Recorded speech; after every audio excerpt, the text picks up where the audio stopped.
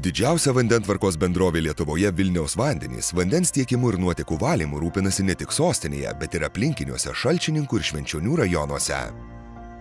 Per pastaruosius metus bendrovė investavo daugiau nei 11 milijonų eurų į Švenčionių rajono vandentvarkos infrastruktūrą.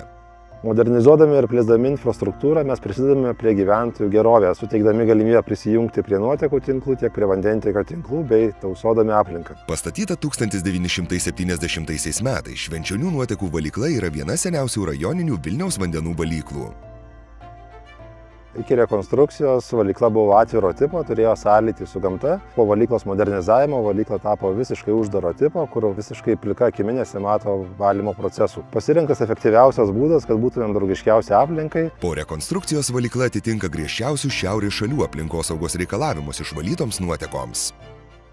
Gražindami išvalytą vandenį į Kunos upelį mes saugome ne tik tais patį upelį, bet ir tolimesnius vandens išteklius, tai yra Žeimeną, Nerį, Nemuną ir pačią Baltijos jūrą. Likęs dumblas po nuotekų valymo procesu yra kompostuojamas, o kompostas atiduodamas želdynams atstatyti. Pakartotinai panaudoję atliekas tausojame gamtą ir veikiame pagal žiedinės ekonomikos principą.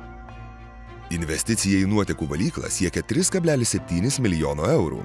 Rekonstrukcija finansuota iš ES fondų, gavus maksimalų 80% visos projektų vertės siekiantį finansavimą.